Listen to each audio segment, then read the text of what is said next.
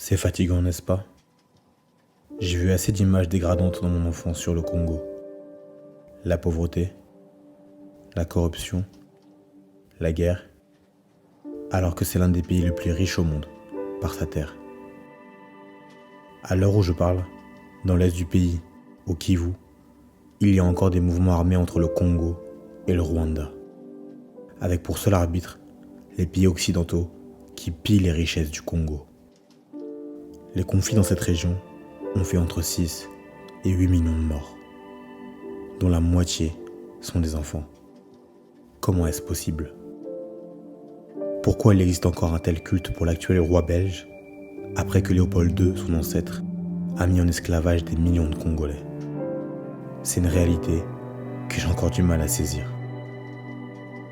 Et moi, dans tout ça, je suis là, avec toutes mes questions, ma micro-influence, et je me dis waouh, qu'est-ce que je peux faire?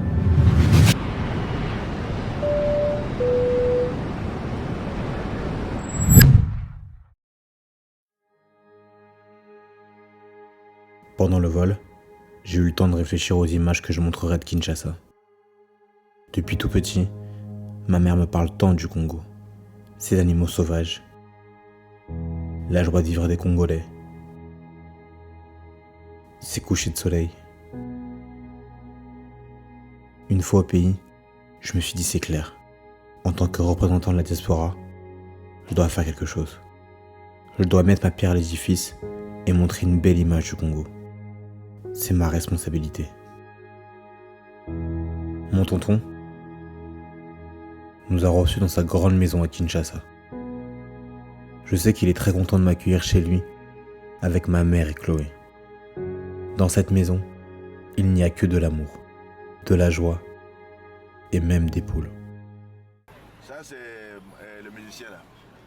Quand on est en voiture, il ne manque jamais de nous parler de Kinshasa et sa beauté, mais aussi de ses bouchons. Si tu as vu les bouchons à Kinshasa, tu as tout vu dans ta vie.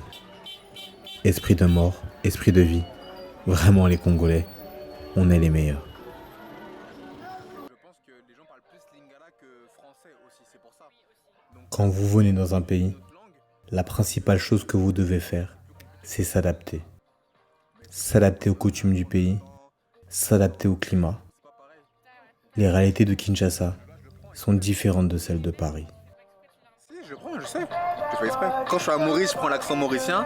Quand je suis au Congo, je prends l'accent congolais. Quand je suis à La Réunion, je prends l'accent réunionnais.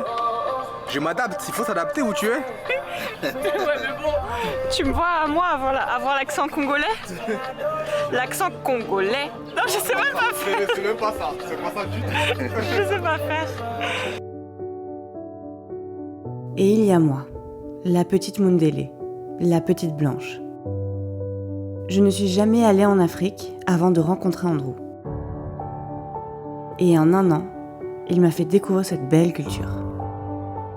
C'était ma première fois au Congo. Et malgré que je me sente en sécurité auprès de lui, on m'a dit « tu verras, c'est dangereux », donc j'appréhendais beaucoup. Sauf que ça a été tout l'inverse.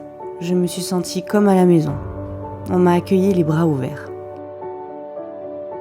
Maman Rita m'a appris à faire des mikaté. J'ai même fait un pagne sur mesure pour être aux couleurs locales. J'ai vu des paysages incroyables et observé des animaux sauvages dans leur milieu naturel. Au Congo, j'ai passé des moments inoubliables. Grâce à ce voyage, mon couple est soudé plus que jamais. J'en connais plus sur les origines d'Andrew et je raconte nos aventures avec fierté. À ses côtés, je sens que ce voyage était important pour lui. Ça lui a permis de se ressourcer et redécouvrir ses origines.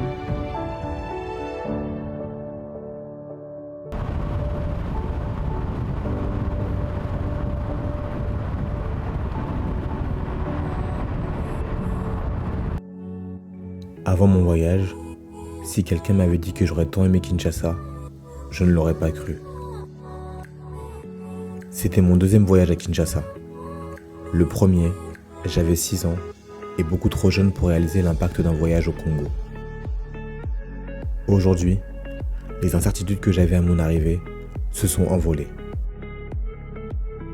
Je ne suis sans doute pas objectif, mais le Congo est d'une telle beauté. Il faut vraiment venir ici. Les paysages sont magnifiques. Sa population est touchante. Tu ne peux que tomber sous le charme du Congo.